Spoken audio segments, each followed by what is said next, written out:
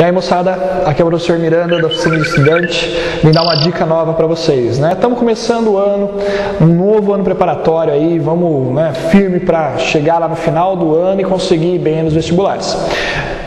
Como a gente está na apostila 1, eu resolvi pegar para vocês uma dica da apostila 1 e a gente está trabalhando a antiguidade na apostila 1.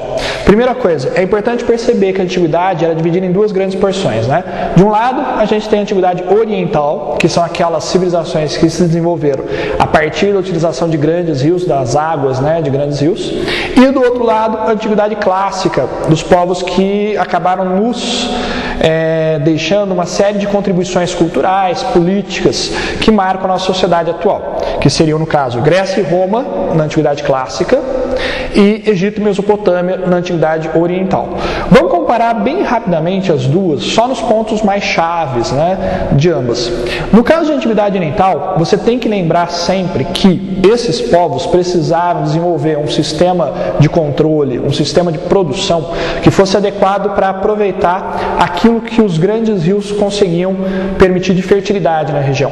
Então a cheia desses rios forçava esses povos a organizarem obras muito grandiosas. É por isso que o modo de produção desses povos foi o modo de produção tributário ou asiático, que significava que a população trabalhava nas grandes obras, um sistema de servidão coletiva, e ao mesmo tempo o Estado assumia uma força tremenda para poder manter essas obras. Eram estados teocráticos, onde o governante tinha algum tipo de atributo divino. O faraó no Egito era um deus e o Patese na Mesopotâmia era um enviado dos deuses. No caso da Antiguidade Clássica, eles tinham sim um determinismo geográfico, né? Era um território montanhoso com dificuldade de comunicação e um litoral muito recortado.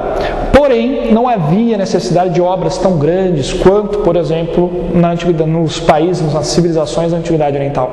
Por isso aqui, o modo de produção que se desenvolve foi um modo de produção escravista, tanto na Grécia quanto na Roma. Os escravos sustentavam toda a produção de bens nessas duas civilizações. Em relação ao aspecto religioso, político, a gente pode destacar uma característica curiosa de cada um deles, né? No caso oriental, a gente vê que a religião ela é chave na manutenção da autoridade e também ela é chave na compreensão do mundo que os cerca.